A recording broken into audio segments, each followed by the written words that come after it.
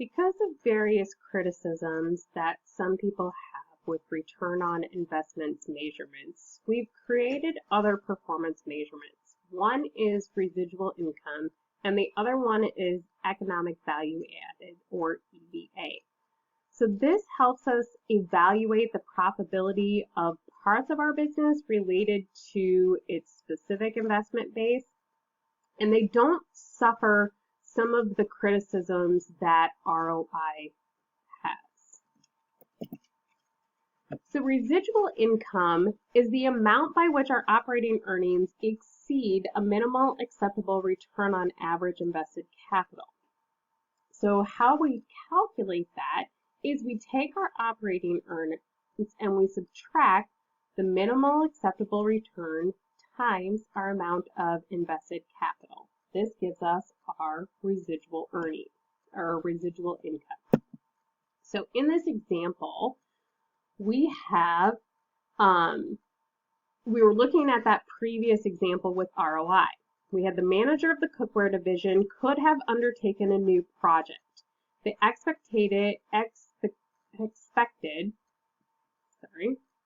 operating earnings for the project were $55,000 on invested capital of $500,000. The project had an ROI of 11%. If the minimum acceptable return for the cookware division is 10%, the residual income is the performance measure, then we would have been motivated to undertake the investment opportunity. So we're going to look at our residual income without the project. So we have our 10% return, and this is where we would go back to those amounts that we have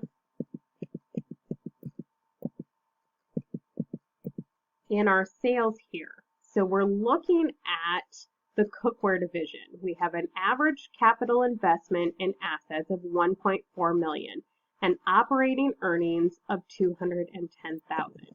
So what we're looking at here with the residual income is our operating income of $200,000 minus our 10% minimal acceptable return times our $1.4 million in capital investments. That gives us a residual income of $70,000. Now when we add in our project, we increase our residual income by $5,000. That gives us better results on that project than an ROI result would have given us. So we have this example. We have Wellinghouse Industries. We have a 10% target ROI for our divisions, and then we have the information about their Ionia division operations for the previous year. They have $30 million in revenue, $28 million in expenses, and $11.2 million in invested capital. So if we're trying to calculate what their residual income is, with their residual income or their division ROI, first we're going to look at. So the division's ROI is their income divided by their invested capital. So if we take revenues minus expenses, we get income of $2 million. Operating income of $2 million divided by our invested capital of $11.2 million. That gives us an ROI of 17.9%. We're meeting our 10% target ROI. This division is. Now we want to look at the residual income. So for residual income, we take our $2 million in operating income, and then we're going to subtract our investment of $11.2 million times 10%, which is our minimum required investment. That gives us a residual income of $880,000.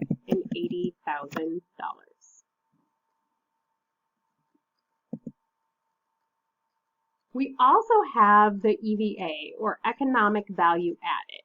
This takes our residual income and adds in the weighted average cost of capital. So this is a very popular way to evaluate managers to determine how well they are performing.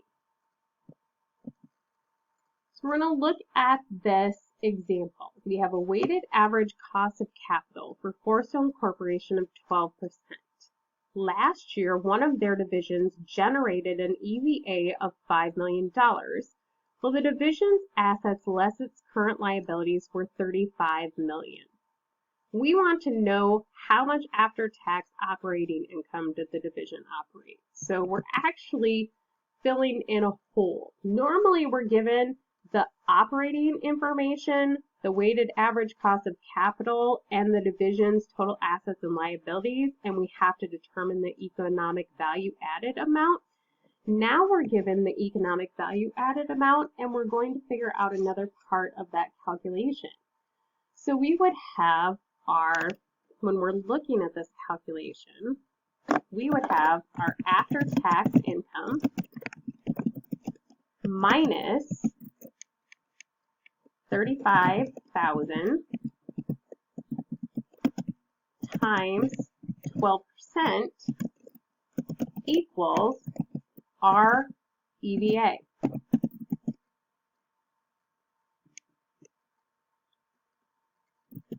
So when we calculate that out, we get our after-tax income minus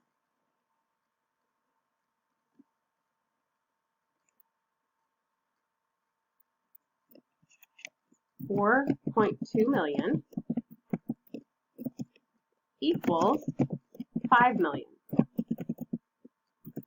So that tells us that our after-tax income was $9.2 million.